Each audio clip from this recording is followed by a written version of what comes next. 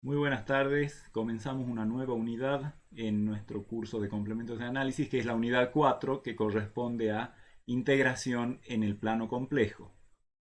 Seguramente todos nos acordamos de los contactos previos que hemos tenido con la definición de integral en distintos ámbitos, en particular integral de funciones reales de variable real, integral de funciones reales de dos o más variables reales. Bueno, el objetivo de este capítulo es extender las nociones de integración al campo de los números complejos. Las integrales complejas, para poder llevarse adelante, necesitan de una función compleja, de variable compleja, y de un subconjunto especial del plano que se llama un contorno. Las integrales entonces complejas se hacen sobre contornos y el integrando es una función compleja de variable compleja. Sin embargo, para no tener que arrancar desde cero, a las definiciones de integrales de funciones complejas de variable compleja, las vamos a hacer en base a integrales de funciones reales de variables reales. De esa manera vamos a lograr, por un lado, una verdadera extensión, de modo que cuando la función compleja coincida con una función real y el contorno de integración sea un segmento del eje real, la integral se va a reducir a una integral de una función real de variable real como las que ya conocemos. Pero por supuesto que ahora vamos a ver cosas más generales. Esa manera nos va a permitir aprovechar el conocimiento previo que tenemos ya de esos tipos de integrales para que cuando tengamos que desarrollar propiedades de los nuevos tipos de integrales complejas que aparecen, podamos deducir rápidamente muchas propiedades, ver cuáles son las que teníamos en el campo real y que se trasladen gracias a las definiciones al campo complejo. Pero por supuesto que van a aparecer varias novedades. En particular nos va a interesar ¿qué rol juega la analiticidad en la integración de una función compleja? Vamos a ver que cuando una función compleja es analítica en un cierto dominio en el que está el contorno sobre el que se está integrando, podemos obtener muchas mejores conclusiones y una mucho mejor teoría con más desarrollo para entender bien el concepto de integración en el plano complejo. Entonces, ese es el objetivo de este capítulo y lo comenzamos a desarrollar ahora. La integración en el plano complejo tiene mucha vinculación con lo que eran las integrales curvilíneas en R2. Vamos a recordar un poquito lo que era una curva y luego vamos a ver el mismo tipo de conceptos, pero en el plano complejo, con todas las analogías que eso tiene. ¿Cómo dábamos una curva en R2? Una de las maneras era entregando un par de expresiones que paramétricamente definían a la curva. Es decir, uno tenía números reales A y B, con A menor que B. Se suponía que esos marcaban el rango de variación del parámetro, P le vamos a llamar el parámetro, y dos funciones x del intervalo AB en R e y del intervalo AB en R, de modo tal que con eso podía definir un conjunto que era el conjunto de todos los puntos de R2 de la forma x de t y de t, la abscisa x de t ordenada y de t, conforme t varía entre a y b. Y eso me da un lugar geométrico, un conjunto de puntos, pero más que un lugar geométrico, conforme el valor del parámetro t va creciendo desde a hasta b, se iba describiendo lo que representaba una curva orientada en R2. Orientada porque iba desde el valor inferior del parámetro a que producía el punto x de a y de a hasta el punto final, que era cuando el parámetro t llegaba a su último valor, que era b, que es el punto con coordenadas x de b para la abscisa y de b para la ordenada. ¿Sí? Y conforme t iba variando desde a hasta b, eso iba generando un dibujo en R2. ¿Cómo hacíamos, digamos, una manera para ver cuál era ese lugar geométrico, dado que estábamos más familiarizados en R2 con las expresiones y igual a f de x o cosa parecida? Bueno, considerábamos el sistema x igual a x de t y igual a y de t y considerábamos la variación del parámetro t entre a y b y por distintos procedimientos algebraicos, por ejemplo, despejando t, si se puede, de alguna de estas dos y reemplazándola en la otra. ¿Sí? Despejábamos, por ejemplo, t en función de x si es que podíamos, y a ese valor de t así despejado en función de x lo reemplazábamos en la otra y obteníamos y igual a f de x si era posible, o manipulábamos algebraicamente estas dos expresiones para llegar a una expresión implícita, porque no siempre es posible el despeje del parámetro, pero de alguna manera algebraicamente nos las ingeniábamos para con esto obtener alguna expresión, podía ser una expresión implícita en términos de x y de y, que definían una curva ya en el plano xy, y el rango de variación de t me daba una variación para x entre algún x0 y x1, y para y entre algún y0 e y1. Por supuesto que conocido todo un esquema de esta manera, o sea, a través de una expresión que vinculaba x a y, es fácil, por supuesto, pasar a una expresión paramétrica de la curva. Y en los puntos en los que estuviera definido el vector tangente, lo podíamos calcular simplemente como no solo la recta tangente, sino también la dirección de acuerdo al movimiento, entre comillas, que se genera cuando el parámetro t va creciendo desde a hasta b, se va generando una curva, esa curva tiene una dirección de generación y eso permite definir la idea del vector tangente. ¿Qué necesitábamos para eso? Que estuvieran definidas las dos derivadas de las funciones x e y.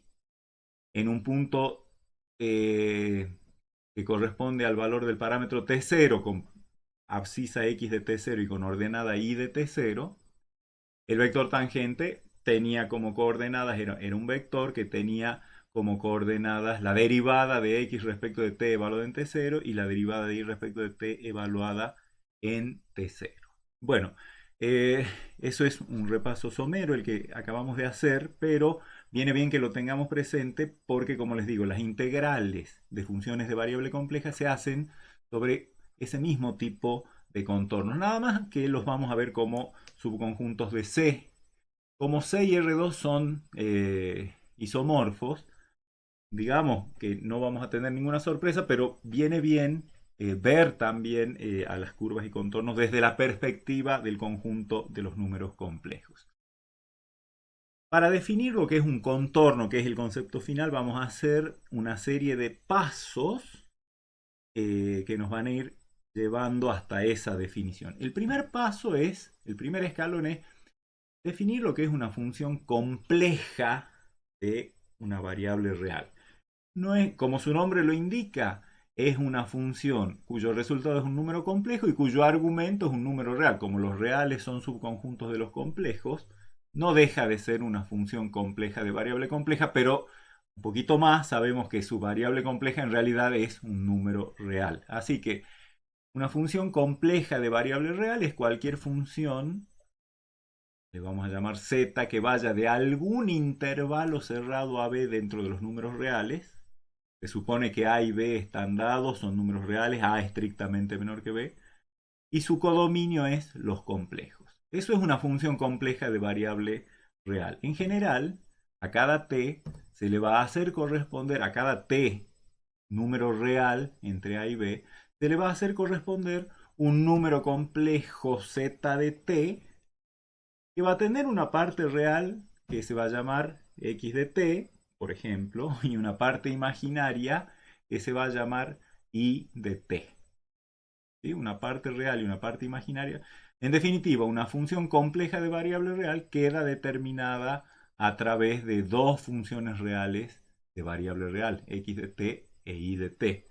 Comparen con la diapositiva anterior y si escriben a esto en vez de en forma binómica, en forma de par ordenado x de t, y de t, fíjense que van a tener una cosa totalmente parecida. En los puntos en los que estén definidas, en los puntos del intervalo AB, en los que estén definidas las derivadas de x y de y respecto de t, se va a definir la derivada de la función compleja de variable real, o sea, z' de t la vamos a definir a la derivada de esta función, la vamos a definir directamente como la derivada de la parte real más i por la derivada de la parte imaginaria. Como decíamos, en cada punto del intervalo AB en el que existan x' de t y' de t. Y por supuesto que la función z de variable compleja va a ser continua en un t0 del intervalo AB si solo si las dos funciones componentes, ya sabemos, la parte real y la parte imaginaria, son continuas en t0. O sea, si solo si las dos funciones de una sola variable real, x de t y de t, son continuas en t0. Eso es lo que tiene que ocurrir para que z sea continua. Por supuesto que no cualquier función compleja de variable real va a ser continua. Dependerá de qué x de t e y de t hemos puesto. Bueno, primer escalón entonces para definir contornos es definir función compleja de variable real, que es, como su nombre lo indica, una función compleja de una variable real. El segundo paso es definir qué es una curva continua en el plano complejo. Una curva continua en el plano complejo es cualquiera de estas funciones complejas de variable real que cumpla con el requisito de ser continua en todo su dominio. O sea que esto y esto, x de t e y de t, van a tener que ser continuas en todo su dominio para que podamos hablar de una curva continua. Esa curva continua, así como veíamos hace un rato en la diapositiva anterior, a z de a le vamos a llamar punto inicial de la curva, o sea, donde comienza la curva, y a z de b le vamos a llamar punto final de la curva. Podemos hacer un dibujito, que después vamos a ver más en detalle.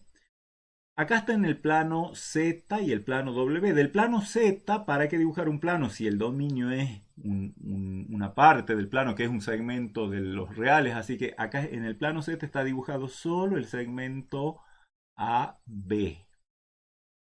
Y en el plano W sí está dibujada la imagen de cada punto de ese segmento AB a través de la función Z. O sea, a la función Z, le va a hacer corresponder Z de A.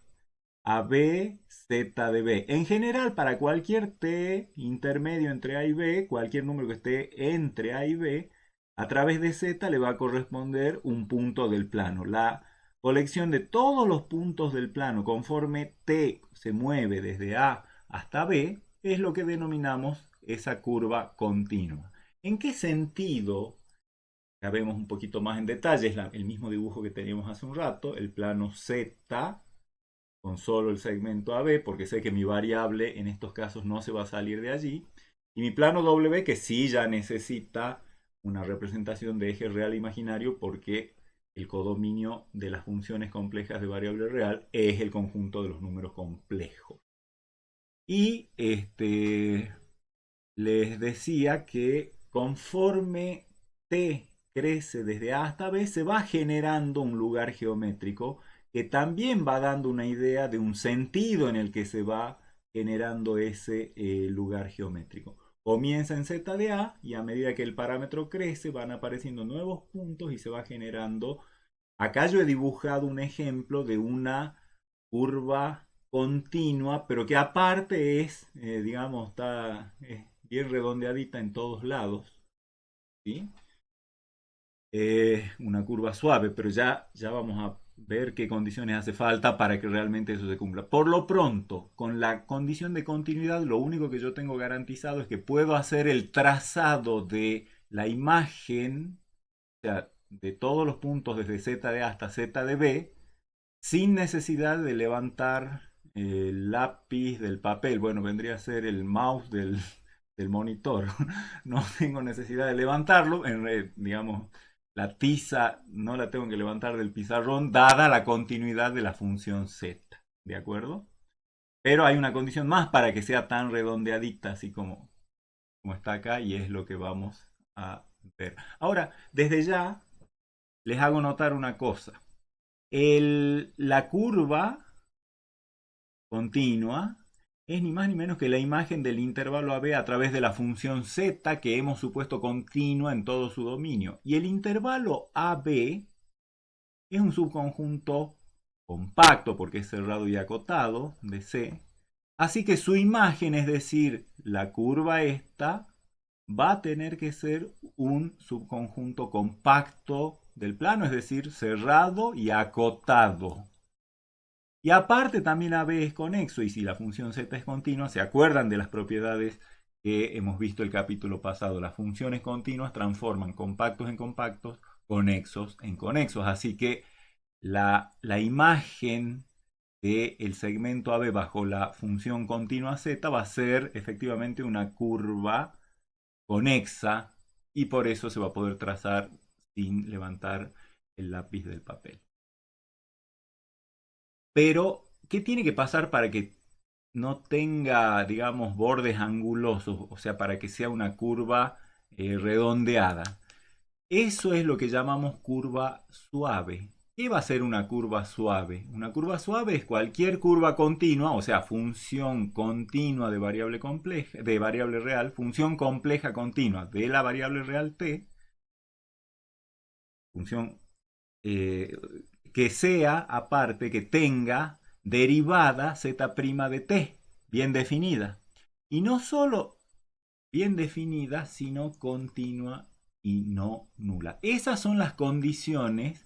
La continuidad de z' de t, z' de t es el vector tangente. Al ser continuo quiere decir que pequeñas variaciones en el parámetro producen pequeñas variaciones en el vector tangente, por lo tanto va girando, digamos, en forma continua. Y no nula para que el 0 no es vector tangente de nadie, pero si le pedimos que no sea nulo, sí, entonces realmente vamos a tener lo que mostrábamos en la diapositiva anterior, es decir, por ejemplo, en este punto, un vector tangente y orientado en el sentido de que si la curva viene desde acá hasta acá, en el sentido de la dirección de la circulación que eso establece, el vector tiene esa dirección.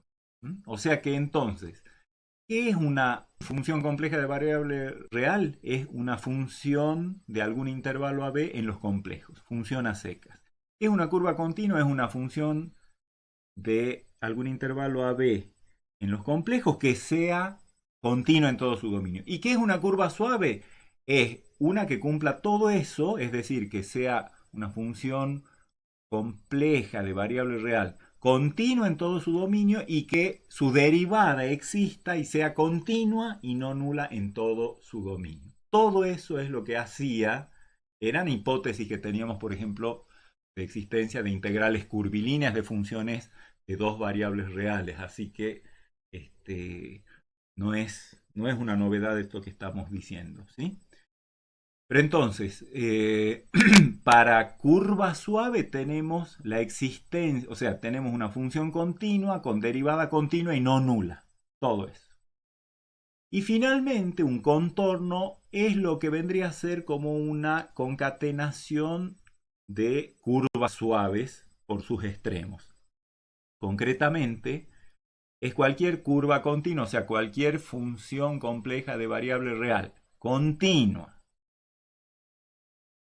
que admite una partición finita de su intervalo de definición en segmentos T0, T1, T1, T2, T2, T3, de manera tal que cuando a la función esa continua la restrinjo a algún intervalo de esa partición, digamos TJ, TJ más 1, lo que obtengo es una curva suave. Cuando en un contorno z de b del extremo derecho del intervalo es igual a z de a, es decir, el punto del plano complejo que corresponde a A es el mismo que el que corresponde a b, el contorno se llama cerrado. Vamos a ver un par de dibujos, después vamos a practicar estas nociones. Acá tengo un ejemplo de curva suave. ¿Qué es una curva suave? En definitiva, es una curva en el plano, es finita, es conexa, no es esta unca es conexa, no tiene varios pedazos, es un solo pedazo, un solo trazo, eso viene de la continuidad, pero que aparte tiene vector tangente bien definido en cada punto. Eso viene de la existencia de z' de t. Pero aparte el redondeo hace que el vector tangente vaya variando continuamente. Eso lo da la continuidad de z' de t. ¿Estamos de acuerdo? Entonces eso es una curva suave. También es un contorno. ¿Por qué? Porque en este caso al intervalo de definición de la curva suave lo puedo particionar, digamos, entre comillas, en T0 igual a A, T1 igual a B, y en todo ese segmento la función se porta como una curva suave. No es especificado acá desde dónde hasta dónde va la curva. Si este es z de A y este es z de B, o este es z de A y este es z de B. Pero normalmente cuando uno ve la expresión z de t con t entre A y B, sabe a cuál de los dos se refiere.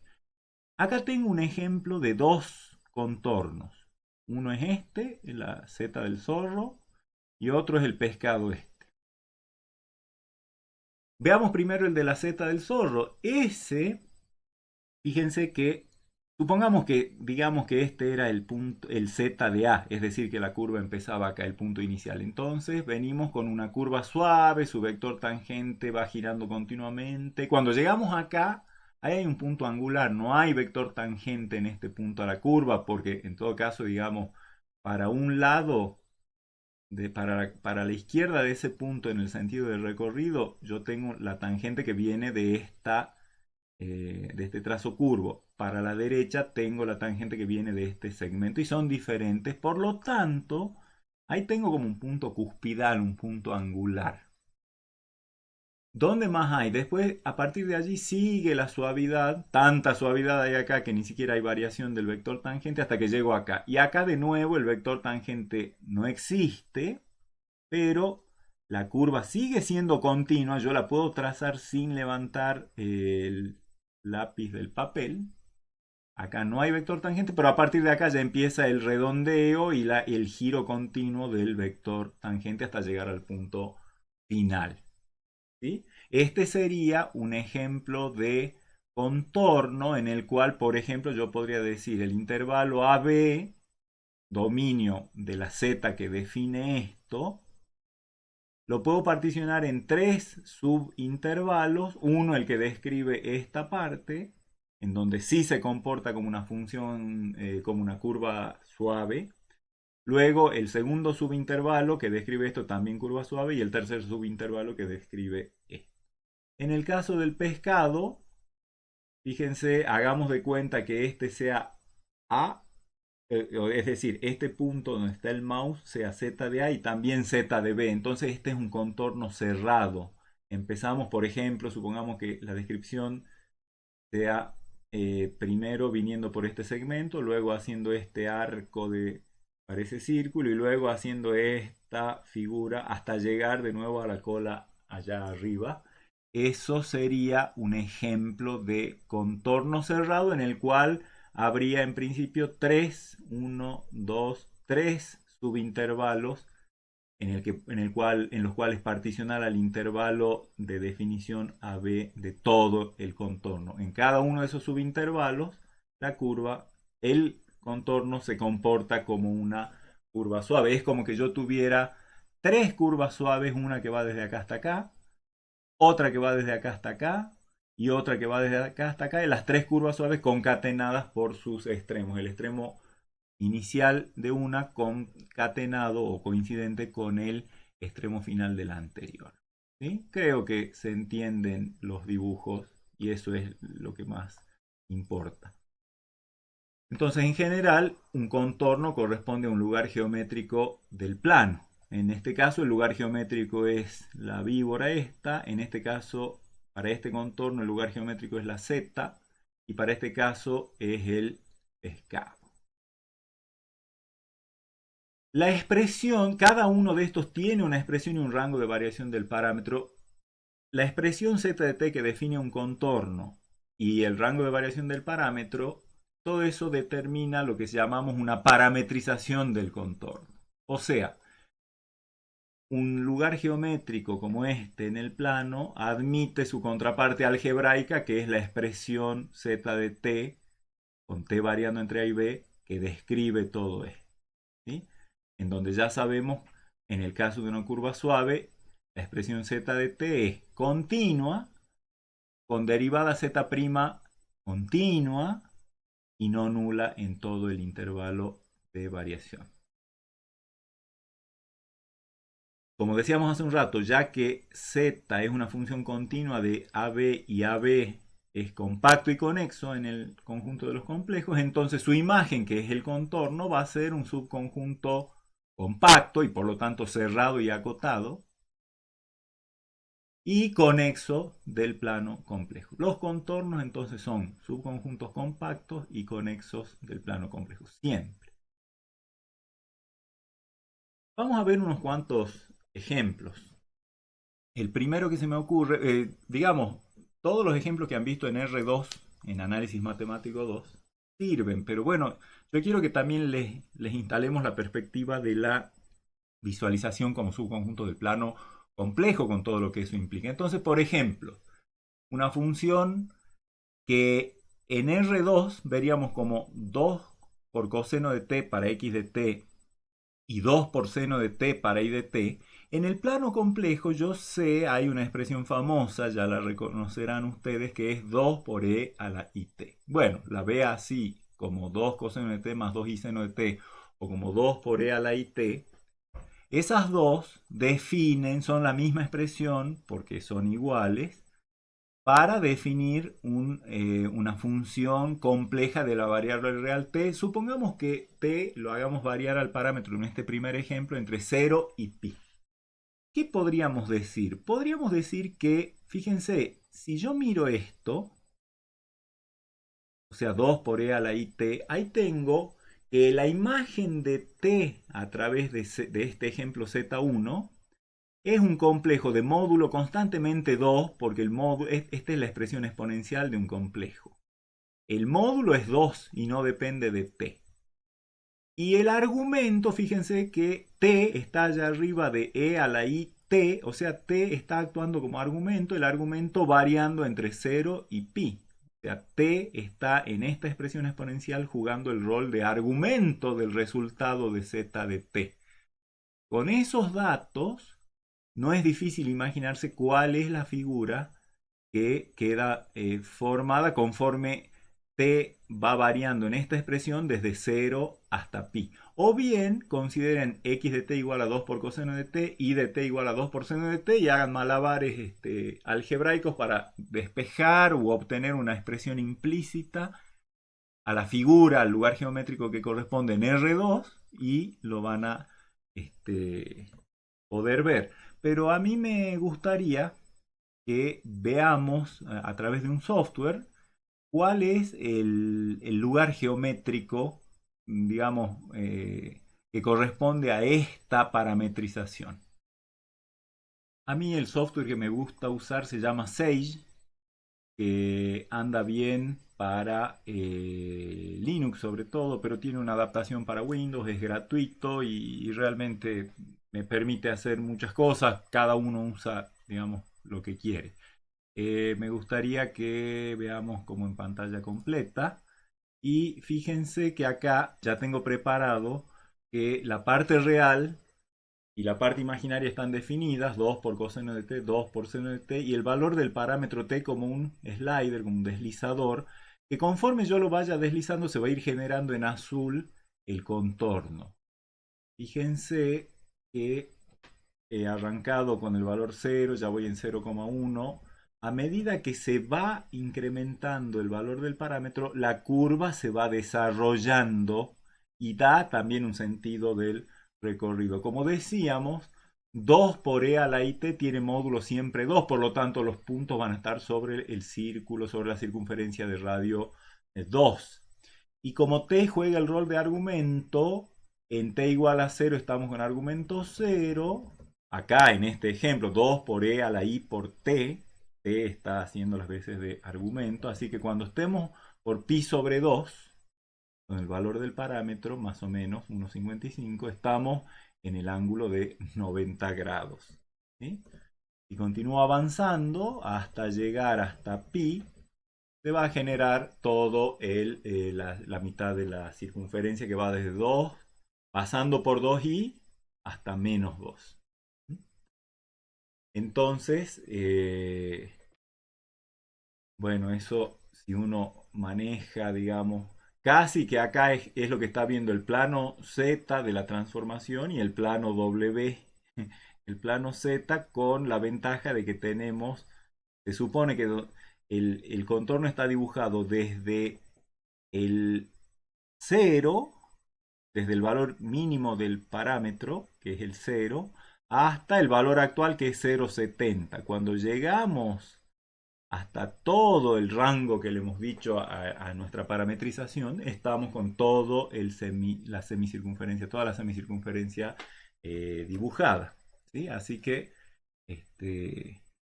bien, entonces volvamos a nuestro pizarrón y por supuesto que teníamos como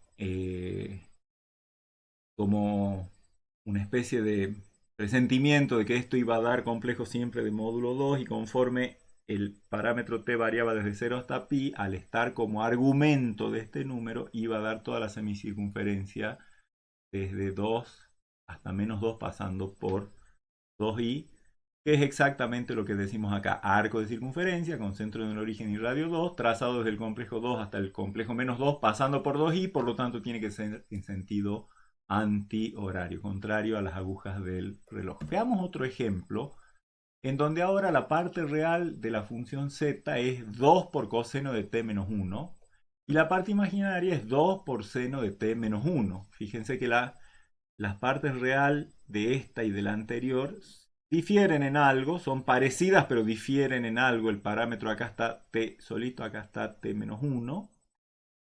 O sea que si lo veo como un número complejo, ese sería también de nuevo 2 por e a la i por t menos 1.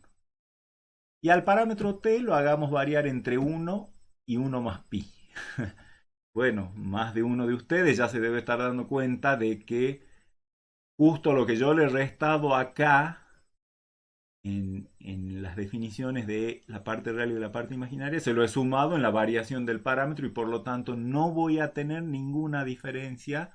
Bueno, a ver, podríamos tratar de ver si es que esto efectivamente es así. Vamos a ir a nuestra